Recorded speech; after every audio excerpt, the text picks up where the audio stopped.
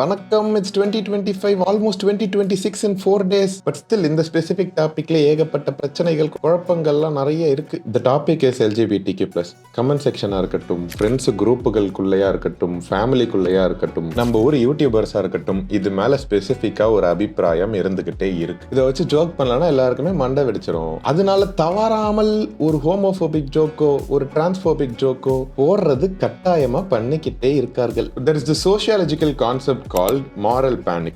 moral panic எப்போ நடக்கும்னா, சொசைட்டில வந்து ஆல்ரெடி எக்ஸிஸ்டிங் வேல்யூஸ் இருக்கு, நடைமுறைகள் இருக்கு. அது பிரேக் ஆச்சுன்னு வச்சுக்கோங்களேன், LGBTQ+ மாதிரி நம்மளுக்கு தெரிஞ்ச ஒரு உலகத்திலிருந்து வேற ஒரு உலகத்துக்கு மாறிக்கிட்டு இருக்கு. அதனால நம்மளுக்கு கோவமோ பயமோ நம்மளுக்குள்ள கொஞ்சம் கொஞ்சமா வர ஆரம்பிக்குது. இதுக்கு பேரு தான் moral panic. இதை வந்து எய்தர் மீடியாவோ PR ஏஜென்சியோ இல்லைன்னா ஒரு ரேண்டம் பர்சன் அந்த இன்டர்நெட்டாலேயோ நினைச்சா இந்த பப்ளிக் moral panic-ஐ ஆம்பிளிஃபை பண்ண முடியும். Forget anything you've seen on the internet before.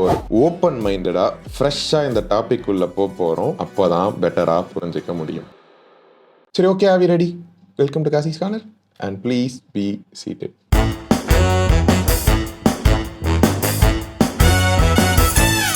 Most arguments about LGBTQ+ comes down to one question. இது பயாலஜிக்கலா இல்லனா அவங்களே அவங்க முடிவு எடுத்துட்டு அவங்க மாறிக்கிறாங்கிறது. We have an answer to that through science itself. First, genetics வழியா பார்த்தோம்னு வச்சுக்கோங்களேன். இப்போ எந்திரன் படத்திலே பார்த்திருப்பீங்க, மோனோசைகாட்டிக் ட்வின்ஸ்னா என்ன, டைசைகாட்டிக் ட்வின்ஸ்னா என்னன்னு சிட்டியை டெஸ்ட் பண்ணும்போது கேட்பாங்கல்ல.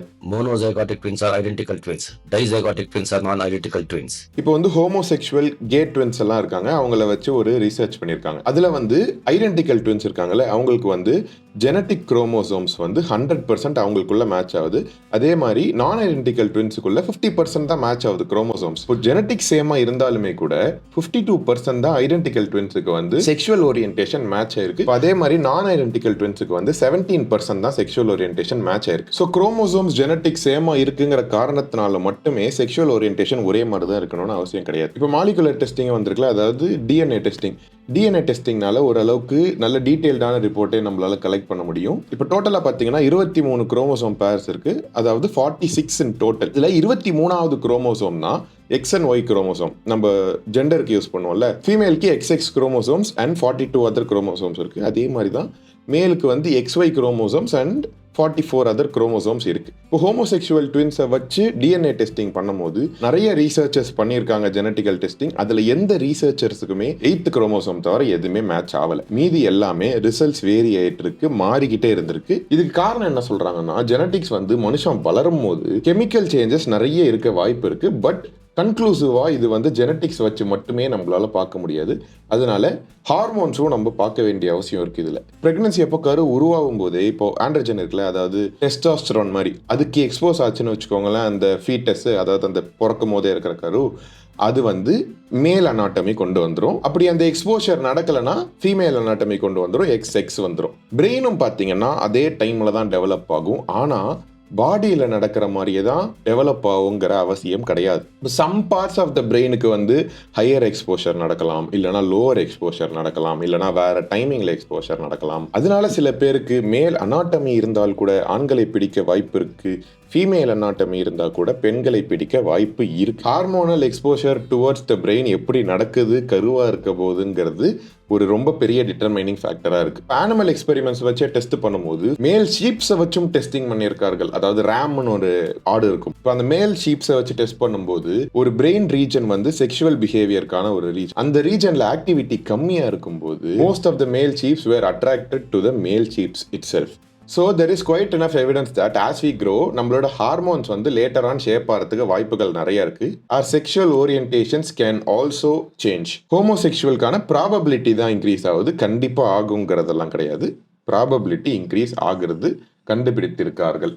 இப்போ அதே மாதிரி ஹிஸ்டரி அண்ட் ரிலீஜன் என்ன சொல்லுதுன்னு பார்த்தோம்னா, இதை படிக்கிறேன் கேளுங்க. The Atman of a person who has not yet been enlightened is born sometimes as a man, sometimes as a woman, sometimes as non-binary, sometimes as a god, sometimes as a human, sometimes as an animal in accordance with the nature and karma. இது எதுல இருக்கு தெரியுமா? பகவத்கீதால இருக்கு. Old ஸ்கிரிப்சர்ஸ்ல கூட பார்க்க முடியும் உங்களால that queer people have always existed. First human author of the Bible வந்து மோசஸ். அவர் தான் வந்து கடவுள் அனுப்பிச்சு பைபிள் எழுதுனதா சொல்றாங்க. அவர் எழுதுனது வந்து அவரோட நேட்டிவ் லாங்குவேஜ்ல, which is called ஹீப்ரூ. சில சாப்டர்ஸ்லாம் ஆரமைக்குன்னு ஒரு லாங்குவேஜில் எழுதியிருக்காங்க. இந்த ஆரமைக்கு தான் ஏன்ஷியன்ட் டைம்ஸில் பாப்புலர் ஆச்சு. ஜீசஸும் இந்த லாங்குவேஜ் தான் பேசுவார் அப்படின்னு சொல்லுவாங்க. Then it was translated to Greek. கிரீக்கில் டிரான்ஸ்லேட் பண்ணும்போது கூட கொஞ்சம் மிஸ்இன்டர்பிரேட் ஆகிட்டு இருக்கு. கிரீக்கில் இருந்து இங்கிலீஷ் டிரான்ஸ்லேட் பண்ணாங்க பார்த்தீங்களா, அங்கே மறுபடியும் நிறையா மாறி இருக்கு. But initially there were no evidence of the original text to have homophobia or transphobia. அந்த மாதிரி ஒரு விஷயமே கிடையாது. இப்போ வேர்ட் டு வேர்ட் வந்து நம்ம திருக்குறளை மாற்றினா எப்படி இருக்கும்? 7 வார்த்தை தானே இருக்கும். அதை மாற்றி அது பொயட்ரியாக இருக்கும். நம்ம அதை நார்மல் இங்கிலீஷில் மாற்றினோன்னா அர்த்தமே வராது. அந்த குறுகிய ஒரு விஷயத்துக்குள்ளே அந்த இன்ஃபர்மேஷனை கன்வே பண்ணோன்னா திருக்குறளை இங்கிலீஷில் ஈஸியாக சொல்லவே முடியாது. அர்த்தம் தொலைஞ்சு போயிடும் அங்கங்கே இதை மாற்றும் போது. அதுதான் டிரான்ஸ்லேஷன் நடக்கும்போது ஒன்று வேணால் நடந்திருக்கு. அதை தாண்டி ரிலீஜியஸ் ஐடியாஸ், ஓன் அஜெண்டாஸ், அந்த டைமில் வாரெல்லாம் நடந்துச்சு. அதெல்லாம் நடக்கும்போது பர்சனல் சாய்ஸஸ்னால அங்கேயும் சில டெக்ஸ்ட்டுகளில் சேஞ்ச் எல்லாம் நடந்திருக்கு. So to understand theologies, religions ப்ராப்பராகவேனா you have to be very well read, in-depth into the religion, which starts from the initial languages and there is much more details into that. அதை interpret பண்ணுறதுக்கே நிறைய தெரிஞ்சுக்க வேண்டியது இருக்கும். அதனால கூட you can't use the religious argument blindly against queer people. It doesn't make sense. இப்போ இந்த homosexuality is against the order of the nation, culture சீரழிவு, இதெல்லாம் வந்து இந்தியன் கல்ச்சர்லேயே இருந்ததில்லை. அந்த லாவை கொண்டு வந்ததே ஃபஸ்ட்டு வெள்ளைக்காரன் தான், பிரிட்டிஷ்காரன். அதுக்கு முன்னாடி அந்த லா கூட கிடையாது நம்ம ஊரில். இப்போ பகவதா புராணா படி வருணா அண்ட் மித்ரா இருக்காங்களே, 2 பேருமே மேல் டியட்டிஸ் தான். 2 பேருக்குமே குழந்தை இருந்திருக்கு. 2 ஆம்பளைங்களுக்கு எப்படி குழந்தை பிறக்கும்? இப்போ மாடர்ன் சரகசி இருக்குது பார்த்தீங்களா, அந்த மாதிரி அந்த காலத்தில் அவங்க ஒரு கண்ணோட்டத்தில் ஒரு சரகேட் பண்ணியிருப்பாங்க. அதை வந்து வருணா மித்ரா சேர்ந்து வளர்த்துருக்காங்க. 2 பேரும் சேர்ந்து ஏன் வளர்ப்பாங்க? கடவுள்கள் புராணங்கள்லேயே கூட இது அவ்வளோ பிரச்சனையாக இருந்ததில்லை. யார் தூண்டி விட்டான்ட்டு நீங்களே லைட்டாக யோசிச்சு பாருங்க. உண்மையாக சொல்லுங்கள். இன்டர்நெட்டை பார்த்து இன்ஃப்ளூயன்ஸ் ஆகி தானே இந்த ஹேட்ரட்லாம் பரவிச்சு உங்களுக்குள்ள. அது வரைக்கும் இருந்துச்சா இவ்வளோ? கிடையாது தானே. யாரை பார்த்து இந்த ஹேட்ரெல்லாம் டெவலப் பண்ணீங்களோ அவன் இப்போ பணக்காரனாக இருப்பான். கரெக்டாக அவங்களே எக்ஸ்ப்ளாய்ட் பண்ணி அவன் நிறையா பார்த்துருப்பான்ல. Match the following. இப்போ கூட இன்னும் அதை எக்ஸ்பிளைன் பண்ணணும்னா இதுக்கு மேலே எனக்கு தெரில என்ன சொல்கிறதுன்னு. லைட்டாக யோசிச்சாலே வந்துரும்ப்பா வெளியே.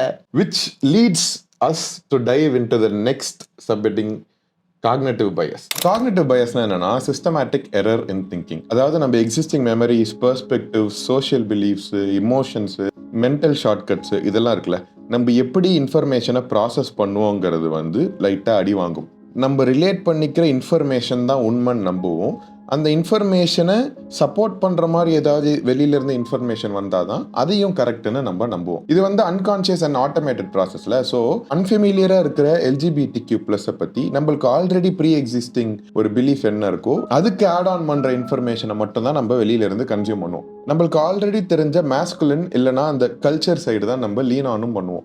Because it's again a mental shortcut which we have from either family, society or நம்மளோட வாழ்க்கை அனுபவங்களே கூட. இப்போ கல்ச்சர் வந்து one of the main reason behind sexual orientation, அக்செப்டன்ஸோ, செக்ஷுவல் பிஹேவியரோ, இது எல்லாத்தையும் சுற்றியும் கல்ச்சர் வந்து ஒரு பெரிய பார்ட் பிளே பண்ணுது. ஃபார் எக்ஸாம்பிள் வந்து மேஸ்குலின் டாமினன்ட் சொசைட்டி எடுத்துக்கோங்களேன். இப்போ இந்தியாலாம் வந்து ஒரு மேஸ்குலின் டாமினன்ட் சொசைட்டி தான். It has been found that men from masculine countries show negative attitudes towards sexuality. அதே மாதிரி கண்ட்ரீஸ்ல இருக்க விமன் வந்து டிபெண்டன்சி, ஒபீடியன்சி, வெர்ஜினிட்டி இதெல்லாம் வேல்யூ பண்ணும் போதும் இந்த LGBTQ மாதிரி ஒரு விஷயத்தை த்ரெட்டா ஃபீல் பண்றாங்க. இதனாலதான் people in our country are refusing to accept the change and let people live peacefully in the society. Social control இருக்கணும், formal roles இருக்கணும், வாழ்க்கை வந்து ப்ரெடிக்டபுளாக இருக்கணும். இந்த மாதிரி தான் காக்னேட்டிவ் பிரெயின் வந்து மேல் டாமினன்ட் சொசைட்டிஸ்ல வேலை செய்யுது. It's again cognitive bias which is error in thinking. டிரான்ஸ்ஜெண்டர்ஸ்லாம் பார்த்தா பாவமாக இருக்கு, ஆனால் என்னால் ஒத்துக்க முடியாது, என் வீட்டில் என்னால் ஒத்துக்க முடியாது அப்படிதான் சொல்லுவாங்க. கிளாசெட்டடான டிரான்ஸ்ஜெண்டர்ஸாக இருக்கட்டும், ஹோமோசெக்சுவல்ஸாக இருக்கட்டும், ஜெண்டர் ஃப்ளூயிட்ஸாக இருக்கட்டும், இன்டர்செக்ஸாக இருக்கட்டும்,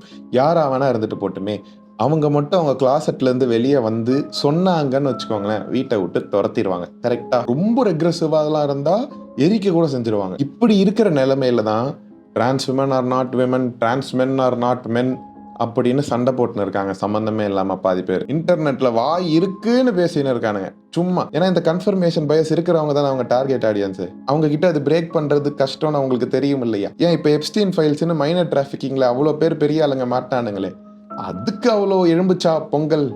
நோ நோ, இங்கே தான் பொங்கல் எலும்பினே இருக்குது. ஏன்னு தெரில, காலங்காலமாக இதுதான் மெயினில் ஃபர்ஸ்ட் பிரெயினில் இருக்கிற பிக்கஸ்ட் ஹேட்ரடே இதில் தான் இருக்குது பாதி பேருக்கு சொசைட்டியில். மைனர் டிராஃபிக்கிங் நடந்துன்னு இருக்கு பாஸ், அது கலாச்சார சீரழிவு இல்லையா? இதுதான் கலாச்சார சீரழிவா? I've already covered social media algorithm, அதோட எக்கோ சேம்பர்லாம் in my male loneliness video. But இந்த வீடியோக்கும் அந்த கான்டெக்ட் ரொம்ப முக்கியம். So we'll cover that again. Social media and ஏஐல இருந்து தான் நம்ம இன்ஃபர்மேஷன் கன்சியூம் பண்றோம். அல்காரிதம் என்ன பண்ணுன்னா யூசர் ப்ரிஃபரன்ஸுக்கும் யூசர் வந்து எப்படி அவங்க ஆப்ல எங்கேஜ் பண்றாங்களோ அதுக்கேற்ற மாதிரி தான் திரும்ப திரும்ப இன்ஃபர்மேஷன் புஷ் அவுட் பண்ணும். அதை தாண்டி இன்ஃபர்மேஷன் வராது. உங்களுக்கு ஆல்ரெடி எக்ஸிஸ்டிங்காவே anti LGBTQ plus mind set இருக்கும்போது அதையே மறுபடியும் ஆட் ஆன் பண்ற மாதிரி தான் ஃபீட்பேக் லூப் வந்துகிட்டே இருக்கும். நம்ம அந்த மாதிரி கான்டென்ட் தான் மறுபடியும் பார்த்துக்கிட்டே இருப்போம். அது நம்ம திரும்ப திரும்ப திரும்ப திரும்ப கேட்டு அந்த பிலீஃப்ல இருந்து உடைக்கவே முடியாத லெவலுக்கு ஒரு கன்ஃபர்மேஷன் பயஸ் நம்ம எல்லாருக்குமே ஃபார்ம் ஆயிரும். அந்த ஈக்கோ சேம்பருக்குள்ளேயே அந்த பபுள்குள்ளேயே மாட்டி மறுபடியும் ஞாபகப்படுத்துற காக்னிட்டிவ் பயஸ்னா எரர் இன் திங்கிங்னா எரர் தான். அது ரிப்பீட்டடா இன்ஃபர்மேஷன் பார்த்துக்கிட்டே இருக்கும்போது அதை நம்பிடுவோம்னு சொன்னல, அதுக்கு பேர் வந்து இல்யூஷரி எஃபெக்ட். இதனால தான் வந்து அட்வர்டைஸ்மெண்ட், ப்ராப்பகேண்டா, பிஆர் இதெல்லாம் ஈஸியா ஒர்க் ஆகும். பப்ளிக் கிட்ட அது ஈஸியா இதெல்லாம் பண்ணோம்னா நம்மளுக்கு ஒருத்தங்க என்ன சொல்லணும்னு நினைக்கிறாங்களோ அதை சொல்லிடலாம். நிறைய இடத்துல எங்க பார்த்தாலும் அப்படிதான் இருக்குங்கிற மாதிரி நம்ம காமிச்சுக்கிட்டாலே நம்ப வச்சிடலாம். இப்போ ஒரு 10 பேர் பாட்காஸ்ட் மைக்கை வச்சுட்டு டெய்லி பேசிக்கிட்டே இருக்காங்க, சொன்ன விஷயத்தையே திரும்ப சொல்லிக்கிட்டு இருக்காங்க. ஒரு நாளைக்கு 3 ரீல் போடுறாங்க இன்ஸ்டாகிராம்ல. அதை வந்து நிறைய மீம் பேஜஸோ எக்ஸ்ட்ரா நிறைய பேஜஸ் வச்சு ரன் பண்ணி எங்க பார்த்தாலும் அதை வர வச்சிட்டாங்கன்னு வச்சுக்கோங்களேன், அது உண்மையாயிரும். அந்த ஈக்கோ சேம்பரே தான் திரும்ப திரும்ப உங்களுக்கு வந்துகிட்டே இருக்கும்.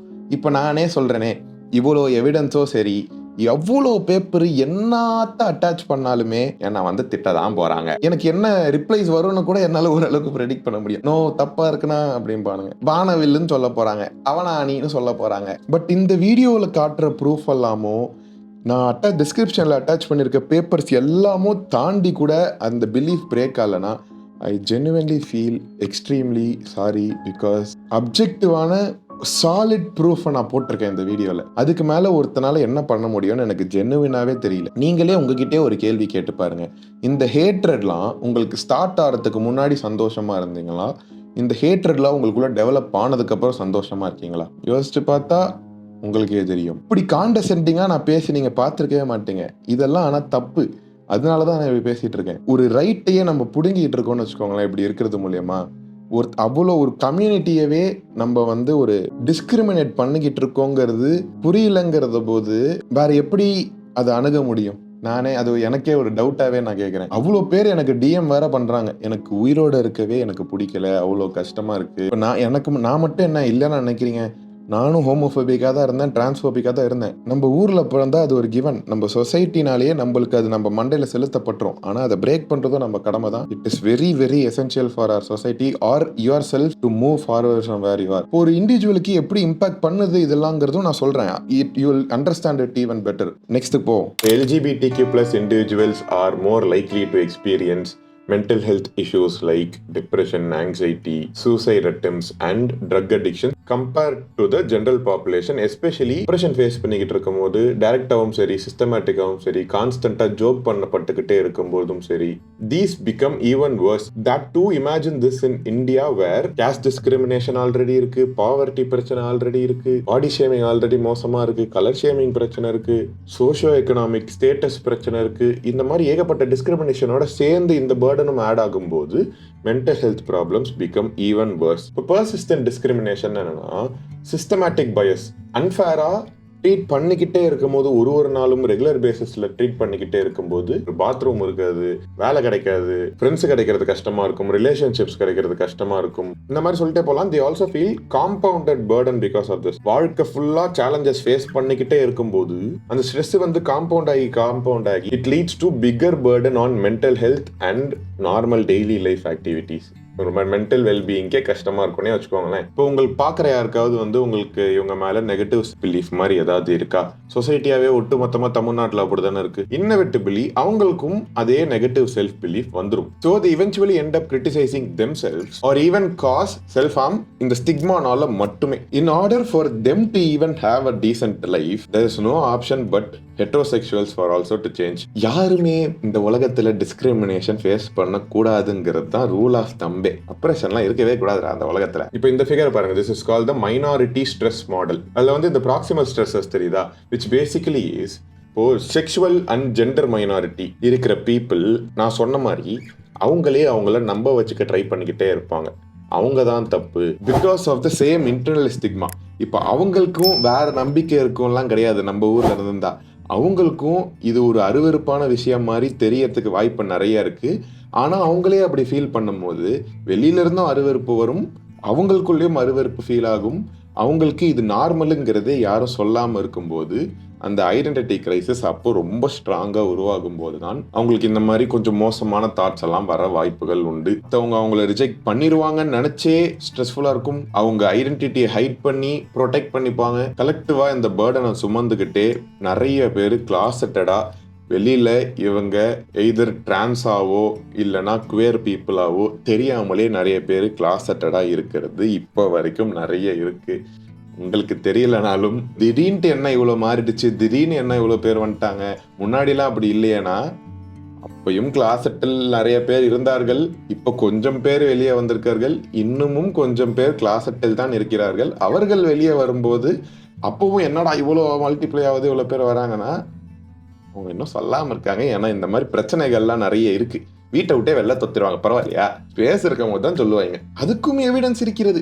இப்போ social support from families, friends இதெல்லாம் significantly reduces stress, mental health issues and loneliness among LGBTQ+ individuals. That is exactly why இந்த ப்ரைடு மூமெண்ட் பார்த்துருப்பீங்கல்ல, ப்ரைடு வாக் பண்ணுவாங்களே கொடியை பிடிச்சிக்கிட்டு, அதுவும் அதுக்கு தான் இருக்கிறது. இந்த ப்ரைடு மூமெண்ட், இந்த pride month, it's about acceptance, equality, celebration, love, so that people get educated and become aware of what they are going through and also to be proud of who they are. இப்படி ஒன்று நடந்துட்டு அப்பாடா நம்ம மாதிரி இவ்வளோ பேர் இருக்காங்களே அப்படின்னு தோணுனா தானே மற்றவங்களுக்கும் இது ஒரு மாதிரி எம்பவரிங்காக இருக்கும், அவங்களுக்கும் வெளியில வரணும்னு தோணும், அந்த மாதிரிலாம் இருக்கும். அதுக்கு தான் அதை பார்த்து த்ரெட்டன் ஆகணுங்கிற அவசியம் சுத்தமாக கிடையாது, லாஜிக்கே கிடையாதுங்கிற. சும்மா இருந்தா கூட கரெக்டுன்னு சொல்ல மாட்டேன், அட்லீஸ்ட் சும்மா இருக்கலாம். அவங்க கிட்ட போய் பிரச்சனை பண்றதெல்லாம் ரொம்ப ரொம்ப ரொம்ப ரொம்ப மோசம் தெரியுமா. ஒருத்தங்க அப்படியே ஃப்ரீடம் ஃபீல் பண்ணும்போது நல்லா ஸ்லேவரிக்குள்ள அடக்கணும் எப்படி இருக்குமோ, வெரி ஈக்குவலன்ட் டு தட். அதை எதுக்கு குடையணும், அதை எதுக்கு குடைஞ்சு அதை ஒரு நியூஸ் ஆக்கி அதை வந்து கேவலப்படுத்தி அங்க வரவங்களெல்லாம் மீடியாவே ஒரு மாதிரி இது பண்ற மாதிரி கேட்டு கேள்விகள்லாம். எவனை பார்த்தாலும் ராப்பிடோக்காரன் தடவறான். ராப்பிடோக்காரன் தடவனா அது கே என்கவுண்டர் கிடையாதுடா, அது செக்ஷுவல் அசால்ட் தான். பெண்களுக்கு எப்படி நடக்குமோ அதே மாதிரி ஒரு செக்ஷுவல் அசால்ட் தான். இது வந்து ஒரு ஆம்பளை பண்ற செக்ஷுவல் அசால்ட் தானே தவிர கேனாலதான், இதனாலதான், அதனாலதான். இப்போ எனக்கு என்ன, I very much believe in you all. உங்களுக்கும் என்னோட கிரெடிபிலிட்டி பத்தி ஓரளவுக்கு ஒரு நல்ல அபிப்பிராயம் இருக்கா? எவ்வளோ பேப்பர்ஸ், எவ்வளோ ஹை ரீசர்ச் எவிடன்ஸ் அட்டாச் பண்ணியிருக்கேன்ட்டு அப்படியே வீடியோ போக போக பார்த்தீங்க தானே. டிஸ்கிரிப்ஷனில் கூட அந்த எல்லா பேப்பரையும் அட்டாச் பண்ணுறேன், அதையும் போய் பாருங்க. What ever I am presenting is evidence and research, opinion கிடையாது. நான் சொல்றது ஒப்பீனியன் கிடையாது, என் பிரெயின்ல இருந்து தான் சொல்றேங்கிறது கிடையாது. இதெல்லாம் proof. 2026 is about to come. இன்னமும் சொசைட்டியா ரெக்ரெசிவாக தான் இருந்துக்கிட்டு இருக்கும். The next step towards evolution is getting rid of our cognitive bias. அதுக்கு கொஞ்சம் நிறைய படித்து பெர்ஸ்பெக்டிவ் ஷிஃப்ட்லேயே ஜென்ரலாகவே ஓப்பன் மைண்டடாக இருந்து ஏதாவது ஒரு இன்ஃபர்மேஷன் பார்த்தா அதுக்கு கேள்வி எழும்பினாலே நம்மளுக்கு பாதி விஷயம் நம்மளே தேடி போய் பதில் கண்டுபிடிச்சிருவோம். நிறைய பேர் கேள்வி எழும்பாதது தான் பிரச்சனை. ஒருத்தர் சொன்னால் நம்பிடுறோம், நம்மளுக்கு ஆல்ரெடி தெரிஞ்ச விஷயத்த என்ஃபோர்ஸ் பண்ணால் நம்பிடுறோம். ஜென்ரலாகவே சொல்கிறேன், ஒரு மனுஷனுக்கு எதுவுமே தெரியாது, எனக்கும் ஒன்றும் தெரியாது. நிறைய இருக்குது தெரிஞ்சுக்க வேண்டியது, அவ்வளோதான் ஒரு மனுஷனுக்கு தெரியும். நம்மளுக்கு நிறைய தெரியும்னு நினச்சிக்கிட்டு இருந்தா அது நம்மளோட இக்னரன்ஸ் தானே தவிர, அட்லீஸ்ட் கொஞ்சம் எங்கெல்லாம் நம்மளுக்கு கேள்வி எழும்பி எவிடன்ஸ் கண்டுபிடிச்சி இதுக்கு பதில் கண்டுபிடிக்கணும்னு ட்ரை பண்ணுறோமோ அப்போ தான் நம்மளுக்கு பதில் கிடைக்கும். காத்துல இருந்தோ நம்ம வாழ்க்கை அனுபவத்துல இருந்தோ பதில் கிடைக்காது, அது பதிலும் கிடையாது. We have to start understanding LGBTQ+ because LGBTQ+ is nothing but getting back the rights which they lost in the first place, and we should be happy that they are finally getting what they deserve. Stranger Things பாத்தீங்களா? யாராவது சூப்பரா இருக்கு, போய் பாருங்க. எப்படி எங்க வானவில் power, வானவில்லாம் வில்லுடா. மூன்லைட்னு ஒரு படம் இருக்கு, அந்த படம் போய் பாருங்க, சூப்பரா இருக்கும். அந்த மெயின் கேரக்டரோட இடத்துல இருந்தே அந்த படத்தை புரிஞ்சுக்க ட்ரை பண்ணுங்க, உங்களுக்கு ஒரு புது பெர்ஸ்பெக்டிவ் ஓப்பன் ஆகிறதுக்கு வாய்ப்பு இருக்கு. தயவு செஞ்சு கொஞ்சம் இந்த டாப்பிக்கை பற்றி புரிஞ்சுக்கிறதுக்கு ட்ரை பண்ணுங்க. நான் வேற எதுக்காவது இவ்வளோ கட்டாயப்படுத்துகிற மாதிரி பேசியிருப்பேனா? இது கட்டாயமாக அவசியம்தான், வேற வழி கிடையாது. அப்போதான் எல்லாராலையுமே சந்தோஷமா இருக்க முடியும். சரி, நான் வரட்டா? நெக்ஸ்ட் சண்டே பார்ப்போமா? This has been Kasi's Corner and Tata.